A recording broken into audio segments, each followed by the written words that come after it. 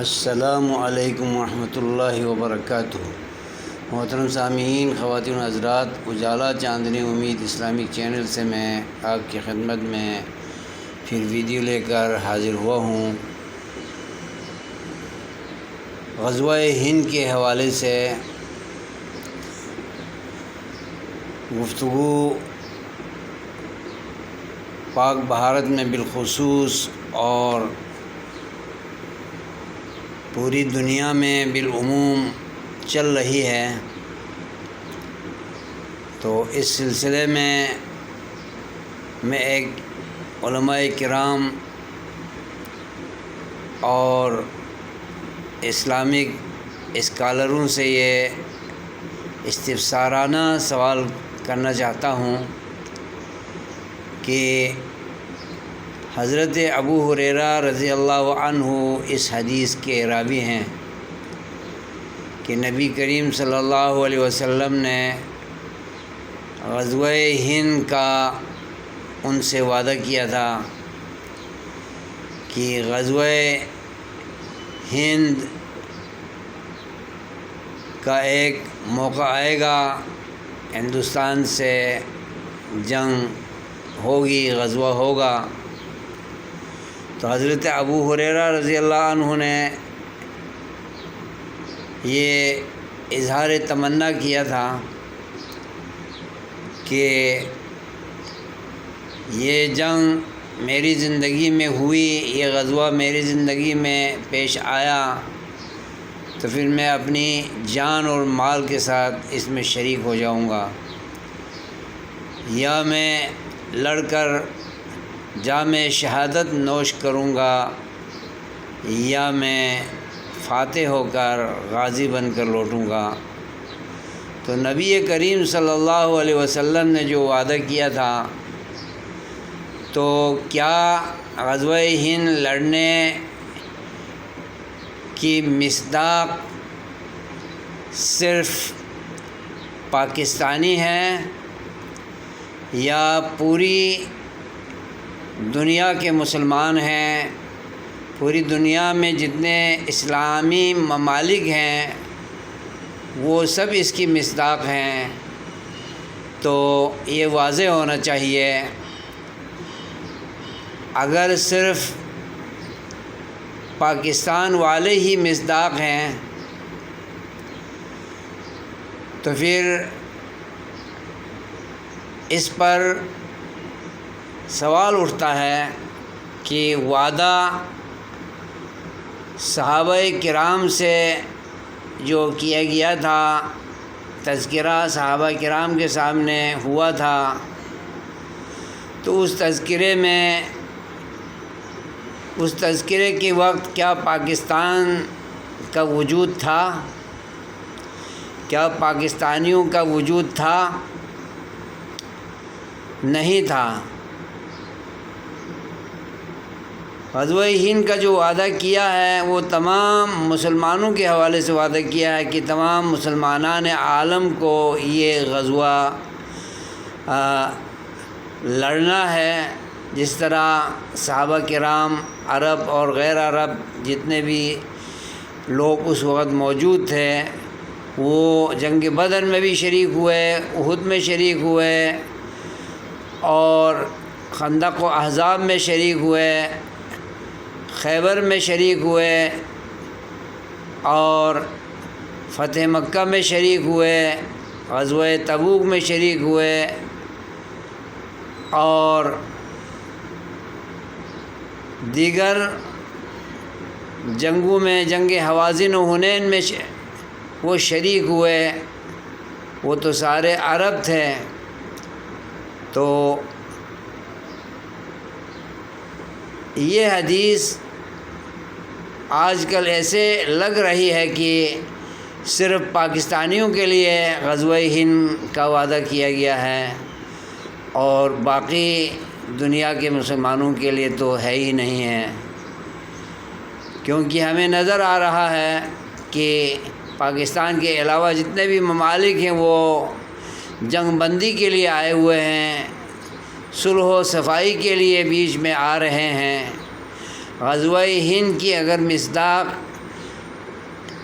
سن 2025 ہی ہے، تو پھر اس میں سارے دنیا کے سارے مسلمانوں کو شریک ہونا چاہیے،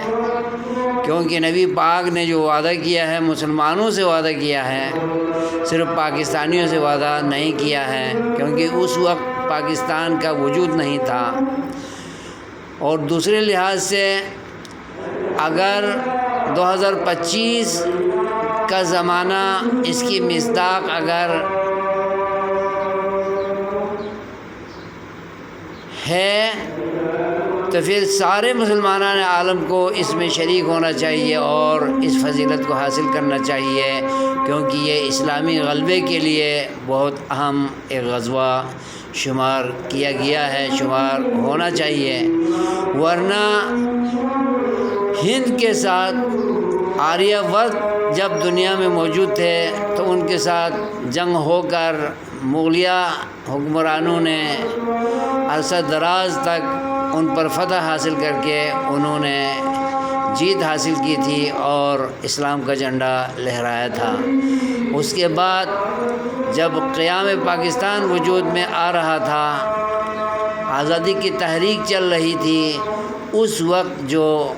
ہندوؤں اور سکھوں سے جو آزادی ہم نے حاصل کی دو نظریاتی قرارداد کے حوالے سے، تو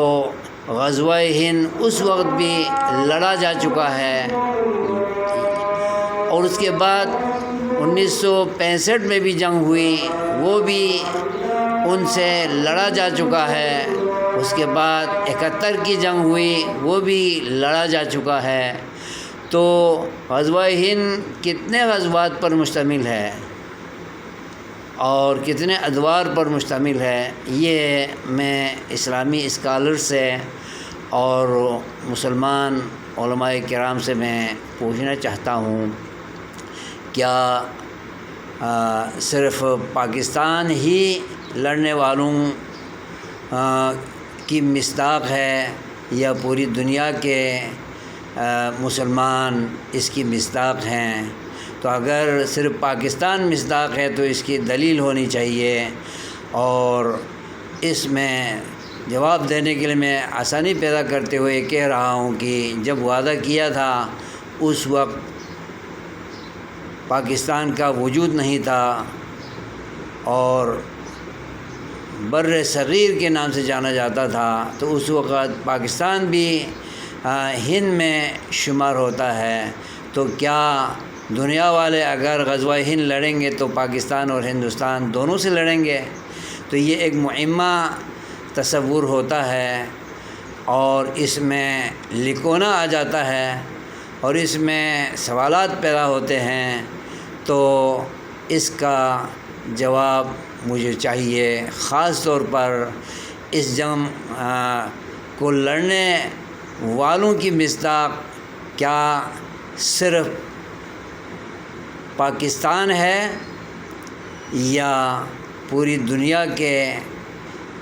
مسلمانوں کی ذمہ داری ہے، پوری دنیا میں اسلامی ممالک کی ذمہ داری ہے؟ تو یہ مجھے بتایا جائے۔ اگر ذمہ داری ہے تو پھر، اور یہ حدیث پوری دنیا کے مسلمانوں کے حوالے سے ہے، سب مصداق ہیں، تو پھر تمام اسلامی ممالک کے سربراہ اس میں شریک کیوں نہیں ہو رہے ہیں اور اپنی اپنی فوجیں کیوں نہیں بھیج رہے ہیں، اور وہ براہ راست شریک کیوں نہیں ہو رہے ہیں، اور اس کے بجائے جنگ بندی کے لیے وہ بیچ میں کیوں آ رہے ہیں؟ کیا غزوہ ہند کی حدیث بیان کرتے ہوئے نبی پاک نے یہ کہا تھا، فرمایا تھا کہ غزوہ ہند کی شروعات ہو جائیں گی، لیکن اس میں ہندوستان والوں سے، ہندوؤں سے صلح کی جائے گی، مصالحت عمل میں آئے گی، مذاکرات عمل میں آئیں گے، اور یہ جنگ تھم جائے گی؟ تو یہ استفسار ہے، اس کا جواب ضرور ملنا چاہیے، اور اس مہمہ کو حل ہونا چاہیے، کیونکہ یہ ایک حدیث مبارکہ سے وابستہ ایک سوال ہے۔ تو اس پر عالمانہ گفتگو، علمی گفتگو کے حوالے سے اسے جانا پہچانا جانا چاہیے، نہ کہ آنکھیں بند کر کے ہم اس کو آخری غزوہ ہند قرار دے کر صرف پاکستان کو اس میں الجھایا جائے، تو یہ میری سمجھ سے باہر ہے۔ اور اگر غزوہ ہند کا وعدہ کیا تھا تو صرف پاکستان ہی مراد نہیں، کیونکہ اس وقت پاکستان وجود میں نہیں تھا، اور اس وقت کل ہندوستان کے نام سے، بر صغیر کے نام سے یہ خطہ جانا جاتا تھا۔ تو بر اعظم ایشیا میں بر صغیر کے نام سے جانا جاتا تھا، تو بر صغیر کے اندر جتنے بھی ممالک آتے ہیں وہ سارے اس جنگ کی زد میں آئیں گے۔ اگر دنیا کے لوگ لڑنے آئیں گے تو بر صغیر والوں سے، جو پہلے ہندوستان کے نام سے جانا جاتا تھا، پاک و ہند دونوں اسی بر صغیر میں شمار ہوتے تھے۔ تقسیم کے بعد نہیں، اور تقسیم سے پہلے یہی حال تھا، یہی جغرافیائی حالات تھے۔ تو یہ ایک معمہ سامنے آ رہا ہے، تو اس کو ٹھنڈے عقل کے ساتھ علماء اسلام سوچیں اور اس پر غور کریں، اس پر PhD کریں۔ اور میں جنگ کا مخالف نہیں ہوں، غزوہ ہند والی حدیث کا مخالف نہیں ہوں، میری سمجھ میں آنا چاہیے، اور میرے ذریعے تمام مسلمان عالم کو اس حدیث کے ماحولیات سے بالکل آشنائی ہونی چاہیے، اور شناسائی ہونی چاہیے، اور صحیح معرفت ہونی چاہیے۔ لہذا مسلمان عالم اور علماء اسلام اور اسلامک اسکالر اس پر غور کریں، اور اسلامک اسٹوڈنٹس اس پر غور کریں، اور جتنے بھی محققین ہیں اور اس حدیث کے بیان کرنے والے اور فضیلت بیان کرنے والے لوگ ہیں، وہ صرف فضیلت بیان کرنا جانتے ہیں، وہ اس کے ماحولیات کو اور نبی پاک صلی اللہ علیہ وسلم نے جو فرمایا ہے کہ غزوہ ہند ہوگا تو اس کی کیا تفصیلات ہیں، اور کون کون سے ممالک اس میں شامل ہیں، اور کیا پوری دنیا کے مسلمانوں کی ذمہ داری ہے یا صرف پاکستان کی ذمہ داری ہے، یہ ایک بہت بڑا سوال ہے جو حل ہونے کے قابل ہے۔ لہذا مجھے امید ہے علماء کرام پوری دنیا کے اس پر غور کریں گے، اور اس مسئلے کو تمام مسلمانوں پر پیش کریں گے، اور غور کر کے اس کی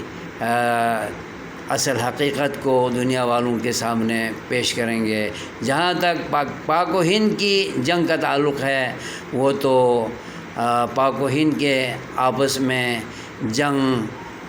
کئی دفعہ ہو چکی ہے، اور 65 کی بھی ہوئی ہے، اور چھوٹی موٹی اس سے پہلے بھی ہوئی ہے، اور 71 کی جنگ بھی لڑی جا چکی ہے، اور LOC پر ہمیشہ جھڑپیں ہوتی رہتی ہیں۔ تو یہ تو پاک و ہند کے حوالے سے ہے۔ اگر